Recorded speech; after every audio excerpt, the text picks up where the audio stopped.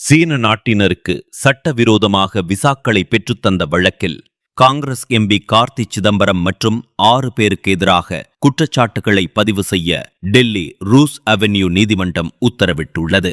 குற்றச்சதி மற்றும் ஆதாரங்களை அளித்தல் ஆகியவற்றுக்கான முதற்கட்ட ஆதாரங்கள் இருப்பதாக நீதிமன்றம் கண்டறிந்து இந்த நடவடிக்கையை எடுக்க உத்தரவிட்டுள்ளது. குற்றம் சாட்டப்பட்டவரில் ஒருவரான சேத்தன் ஸ்ரீவஸ்தவா என்பவர் போதிய ஆதாரங்கள் இல்லாததால் விடுவிக்கப்பட்டார். இது நீதிமன்றம் அனைவர் மீதும் நடவடிக்கை எடுக்காமல் தனிநபர்களின் பங்களிப்பை நுணுக்கமாக ஆராய்ந்து நடவடிக்கை எடுத்ததை எடுத்து காட்டுகிறது. இந்த வழக்கு 2022ஆம் ஆண்டு சிபிஐ பதிவு செய்த முதல் தகவல் அறிக்கையிலிருந்து தொடங்கியது.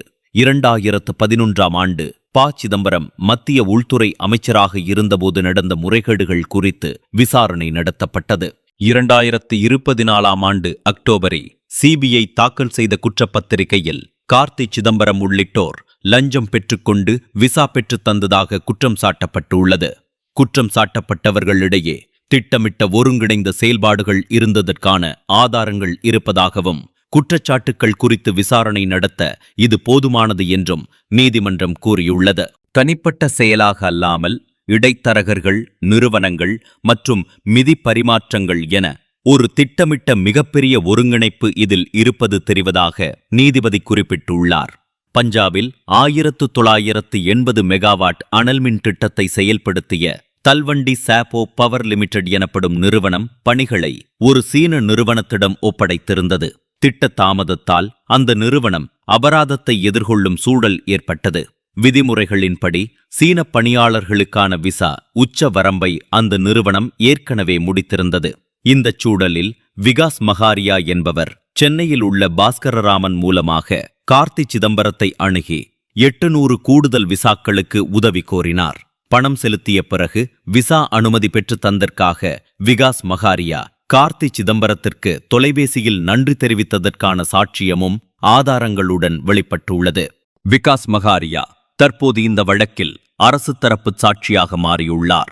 அவர் வழங்கிய இமெயில்கள் மற்றும் அழைப்பு பதிவுகள் கார்த்தி சிதம்பரம் மற்றும் பாஸ்கரராமன் இடையேயான தொடர்பை உறுதிப்படுத்துவதாக நீதிமன்றம் கருதுகிறது. மின்சாரம் மற்றும் முக்கிய உள்கட்டமைப்பு துறைகளில் வழங்கப்படும் திட்ட விசாக்கள் பாதுகாப்புத் துறையின் அனுமதி பெற்றவை.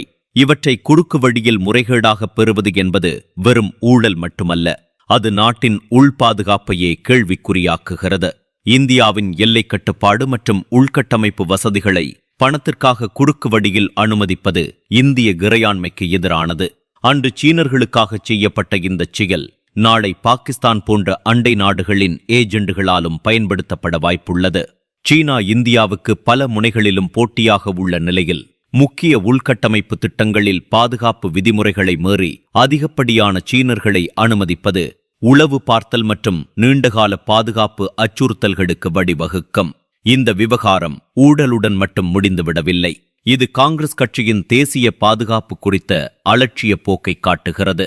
இந்தியாவை எதிர்க்கும் ஒரு நாட்டின் அரசியல் மற்றும் இராணுவ அமைப்பான சீன கம்யூனிஸ்ட் கட்சியுடன் காங்கிரஸ் கட்சி ஒப்பந்தம் செய்து கொண்டது ஒரு மிகப்பெரிய தவறு ஆகும். கட்சியின் நலனுக்கும் நாட்டின் நலனுக்கும் இடையிலான கோட்டை காங்கிரஸ் மீறிவிட்டது. சீனா எல்லை ஆக்கிரமிப்பை செய்து கொண்டிருக்கும் போதே இத்தகைய தொடர்புகள் இருந்தது காங்கிரஸ் மீது சந்தேகத்தை எழுப்புகிறது. இது குறித்து வல்லுநர்கள் கூறுகையில், இந்த வழக்கு ஒரு பனிப்பாறையின் நுனி போன்றதுதான். கார்த்தி சிதம்பரம் இதில் ஒரு முகம் மட்டுமே. காங்கிரஸ் கட்சியின் 2008 புரிந்துணர்வு ஒப்பந்தத்துடன் இதை இணைத்து பார்க்கும்போது அந்நிய சக்திகளின் செல்வாக்கிற்கு நம் இந்திய தேசம் எவ்வளவு தூரம் பலி கொடுக்கப்பட்டது என்பதை நன்றாக புரிந்து கொள்ள முடியும் என்று கூறியுள்ளது குறிப்பிடத்தக்கது.